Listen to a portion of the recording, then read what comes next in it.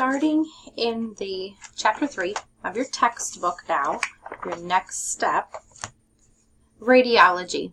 Just going through and doing a quick lecture. These can only be 15 minutes at the max, so sometimes I get cut off and have to make another one, but this won't take too long. Starting on the first page, talking about radiology and what it is, I think we've all been through that. I guess what I see most important right away on page 105 is that term antero-posterior and postero-anterior. Those two terms there, the AP and PA. You'll see these listed a lot when you're dealing with radiology type coding and images for positioning and placement of the patient. Remember, the big deal with radiology is how many views that we take, right? We need the number of views. So you need to be careful when they're talking about PA and AP. Now, I want you guys to look smart. I want you to be smart. We do not split these words up. It is not posterior anterior. It is postero-anterior. See the difference? That's one word. That's huge. Okay, and antero-posterior. So those two are very common. I guess I wouldn't have to worry too much about any of the placements and positionings on the next couple of pages, except for I have had to, when I was coding before, maybe the number of views wasn't listed, and so I had to go look and I had to know that that was a position and that was a position and that was a position. Okay, 3 views. Okay, but you can always go back and query as well too. At the bottom of page 106, where the heading says component coding, right away we remember, and last year we did charts and kind of little graphs on the board, and online we did, tables where we talked about billing the professional component versus the technical component versus global.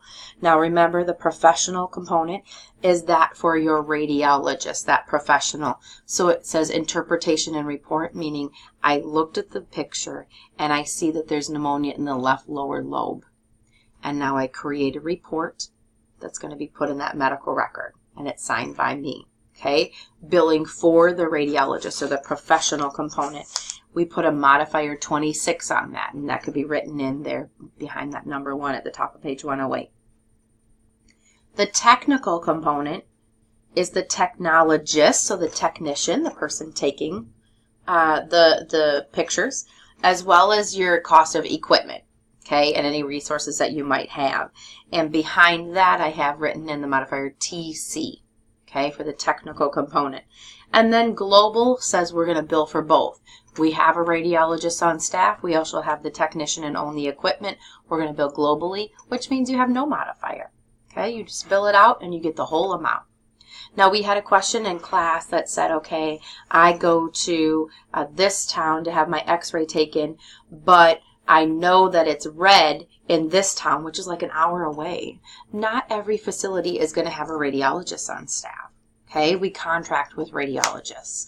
So she says, how would they bill? Well, your facility you walked into and got the test done, the x-ray, should have caught. Okay, so she had a chest x-ray.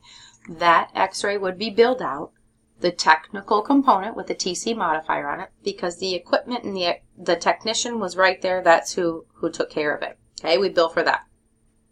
The facility an hour away who has a radiologist that does our work for us is going to bill out the same code, the same chest x-ray. It was just one view. And they're going to bill the professional component with the modifier 26. Okay? They're going to get paid that. We're going to get paid this. Together, we all got something. Okay? Now I said, now what if, even though that facility's an hour away, we're one big conglomeration? That's what's happening anymore, right? We've got Mercy Medical System, we've got Gunderson Health System, we've got Rochester and Mayo and Franciscan Skemp Systems, Iowa Hospitals, Finley. We've got this huge systems that all come together and they're one big thing, right? I say, look at what's on your pay stub. Okay, what logo is on your pay stub? Is Mercy North Iowa in Mason City was her example where her radiologist Does his pay stub say, Mercy, North Iowa, and have the little icon on it? And the technician who got paid in New Hampton, which was her example of where she went and got her chest x-ray, does that patient, or does that technician's pay stub have the little Mercy, North Iowa stub, or on their stub, the logo? If so, then we bill globally and you don't use any modifiers. No matter the difference in mileage between those two facilities, because what happens is when we get paid the whole amount, Mercy North Iowa will take a part that is for their professional portion and send a part back to that clinic for their technical portion. Okay? I said, facilities is just like buying a car. You have to make a car payment. You have to pay back that loan, right? We've got loans for our new x-ray, equipment. We've got to pay them off. We have to charge every time we use them so we can get that money back in and use it to pay it off. Okay, so keeping that straight about who you have on staff and what you're billing for, it isn't something that you have to go out and you have to know on your own. It's something that when you go out and get a coding job, they're going to state to you, we bill globally here, or we bill the professional component only in this job description, or whatever. It'll be stated to. It's not something that you have to know and pay attention to. But read really carefully in 108. Both of those columns have very, very good information. And also splitting out the 1500 and the UB04 for you in those two claim forms and how we use them is really great. Make sure you pay attention.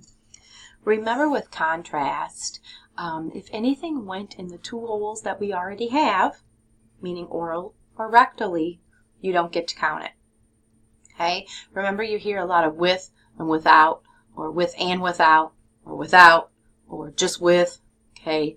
You hear a lot of that. It means with contrast or without contrast, or with and without contrast. It was done twice. Okay? But remember, if something was swallowed or put rectally, we don't get to count contrast. Okay? Those are always without. Okay? Facility specifics, that heading is really good. It kind of helps reassure us with things like modifiers being built into the charge master, that we don't have to remember them as much. That's always really good. Diagnostic radiology, where we're looking for a diagnosis, we need the number of views. Remember, you can use modifier 52 if you can't find a code with the correct number of views. It's not like you use it a lot, but it's out there in case we need it, so that's good. The examples, case 3.1 there is pretty easy to find. When you're looking and trying to figure out how to code here, you go right to examination of portable chest x-ray. Okay, that's what I'm going to do, chest x-ray. And then I look right down on it, says the portable 15-degree upright AP chest. Okay, that's one view. Go. I really don't need to look at the other. I'm going to scan through to make sure there's not another view done. Okay, otherwise I'm good to go. Same thing with case 3.2. It's the same exact code. When you look at case 3.3, it's a report of the abdomen, and you can see single view of abdomen right there in caps. I have an arrow to that. That's what I use, and I go code. Okay. Case 3.5 has two views of the left femur, so you can get that, and we get two views there specifically. Otherwise, that's all really good coding. When you get to CT, CAT scans or CT scans, they're both the same thing. They're used interchangeably. It's not a big deal. You have to be careful, again, with the with or without on if you're using contrast or not. And then also, you look up CT scan, or CAT scan in your index. They're pretty easy to find. Also be careful with the reconstruction, and that's talked about in the next section here. Remember, we're doing cross-cut images, okay, sectional images. If those need to be recreated to a 3D, they call it 3D rendering or reconstruction was done, we can bill separately for that. There's another code that we want to add on there, okay, if that's done with a CT or with an MRI, okay, either of those. So it talks about reconstruction there. The big deal with those two codes is if it needed an independent workstation or if it didn't. And how are we supposed to know? It's going to be in the note. Okay, you'll know. If it's not, obviously we're going to need to query. Okay. The case 3.11 is pretty good, and it's really stated well. It says CT of the paranasal sinuses. So when we look that up, we go CT scan, and then I think it says face, okay, to find your code. And then it did say coronal reconstructions or 3D, okay, was performed, and it required an independent workstation. So you can use that to get your second code there, okay?